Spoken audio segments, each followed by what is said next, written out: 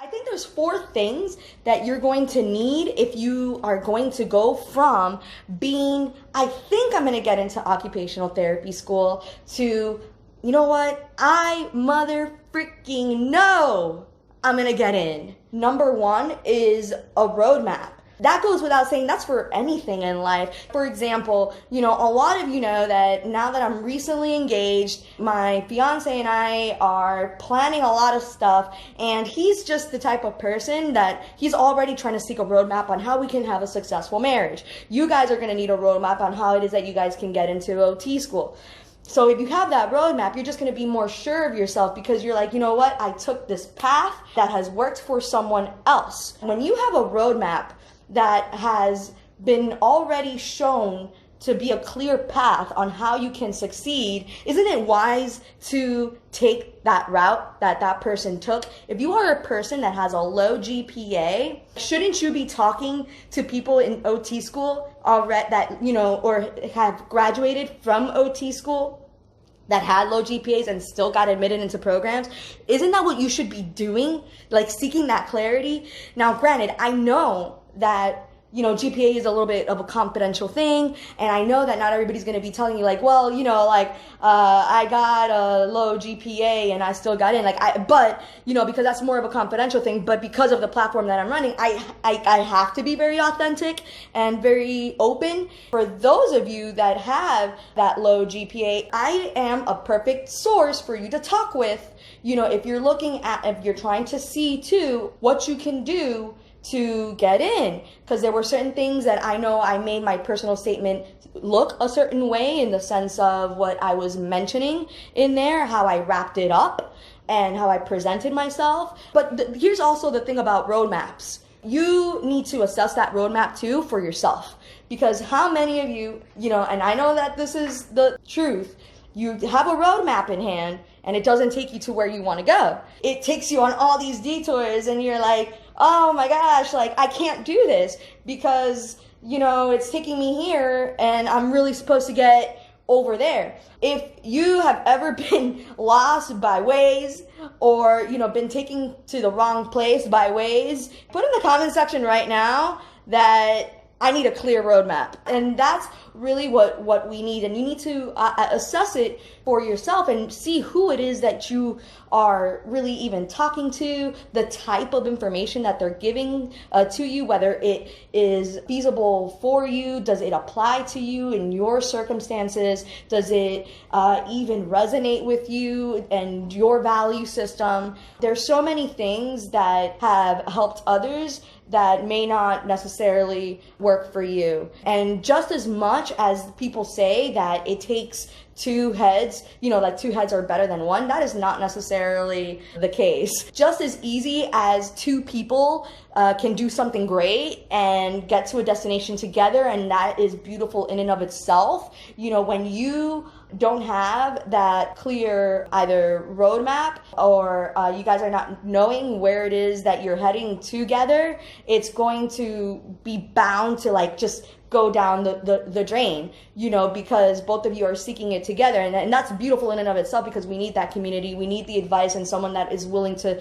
walk with us through this journey as we apply and do all this cool stuff as pre-OTs and occupational therapy students and beyond. But the two heads, just as it's good to take you somewhere, two heads can take you somewhere completely different, because you are not have that synchronicity of what it is that needs to be done for you guys on an individual basis for your applications. I want you guys to really start thinking about who has gotten to where you want to be. There's a runner, right? His name is Roger Bannister, right? He was the first one, right, to break a 4-minute mile ever.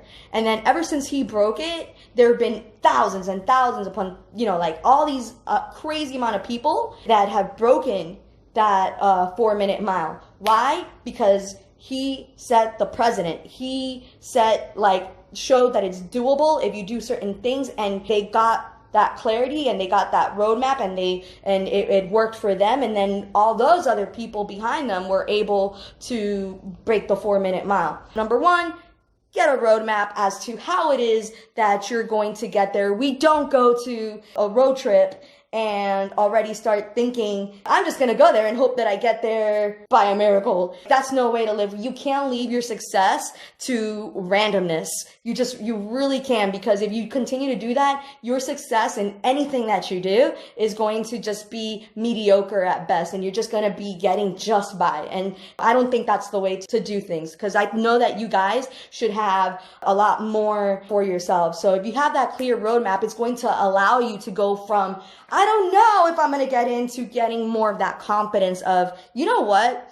This roadmap worked for this person because she did not know what to do with the personal statement. And she talked to this person who already got into OT school, graduated from OT school, whatever, and it worked for them. You need to find out, how did you get the personal statement that worked for you? How did you get in with a low GPA if that's your case? How did you get in with a low GRE score? Like, you need to try to already start finding those people, because if they got in and they did it.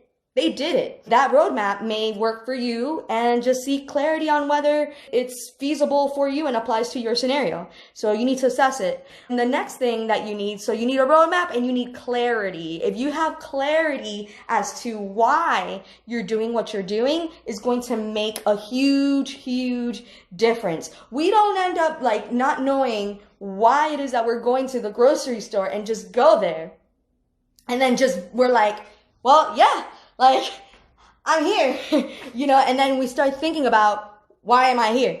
That definitely is not a question you need to be asking yourself when you are already in the program. If you get accepted and you're asking yourself, why am I here? It shows that you probably were not even meant to be there in the first place. And that's not what I want for you guys. So you guys need to seek the clarity and know why it is that you are wanting to go to OT school. You need to know what is going to make you a good candidate for OT school. Because when you have that clarity as to why I'm heading here, what's going to make me succeed, and you have the clarity as to what I need to do to get there, it makes all the difference. Clarity and a roadmap is what's going to allow you to go from feeling, I don't know, to feeling a lot more secure. The people that were I have no doubt that I got in, had taken certain steps and had been very clear as to how they're going to get in and the path that they're pursuing. That makes a huge, huge difference. So that's one of my biggest advice to you. And then the other piece of advice too that I have is to have a sense of urgency. If you have no sense of urgency, you're playing with fire. And some of y'all are playing with your careers right now and you're not even in it. Some of y'all are already thinking about, I guess I'll apply next cycle. Some of y'all are already thinking, well, I guess I'll have to just take that class next semester, because you have no sense of urgency. You did not do what it takes to make sure that certain things happen accordingly. When you have that sense of urgency, you don't think, well, I guess I'll just take it next semester, because you're thinking, no, I need to get in this cycle because I need to start my career now. If you have that sense of urgency, it makes a huge, huge difference, because that's going to reflect everything that you present to them. It's going to reflect in your time management, the way that you handle your study habits. When you have a sense of urgency that I need to pass this class now, that I need to pass the GRE this first time, that I need to get accepted into OT school this cycle, then it makes it totally, totally different, because there's no room for play. You're not playing. And some of y'all are really just playing with your careers, and you're just thinking that, well, if things don't work out now, then I'll just do it next time, next year, next cycle. And then the same thing is just going to repeat. And the last thing that I just also wanted to talk about is confidence. The 3 things that you so far need to go from feeling, I don't know if I'm going to get in, to knowing that you're going to get in is just confidence in yourself and who you are. You know, like you need to be very, very stable in your identity and get to know who you are as an individual and what it is that you have to offer these programs. Because the second that you are confident in yourself, your abilities, and you just start already projecting those things to the world, and to these programs, it's totally different. You know, it makes a huge difference. And just having confidence in yourself and who you are as a person and what you're presenting to them, you know, you being able to say, I have done everything possible, because that's what I had. I'll be honest. By the time I applied, like I had to retake classes, right? But when I applied, I was able to say, I had taken every class that I needed to take. I have no prerequisites left. This is the best GRE score that I could get after multiple tries and studying. And I improved my scores. That's just a fact. I was able to show them that. I was able to present myself to the people that I was observing in a way that I was also confident in my ability to get in and the way I interacted with my patients. So all that confidence just shined through. There's just certain things too that you can do to build that. But if you have the roadmap, if you have clarity as to how to get there, why you want to go there, and what to do, like what you need to do to get there, then it makes a huge difference. And it takes you from feeling, I don't know if I'm going to get in, to I know I'm going to get in. And if you have that sense of urgency, it already right there takes away that room for play. You know, I know it's all about balance, but there are certain things in life that you just can't play with. And if you're really serious about getting this career started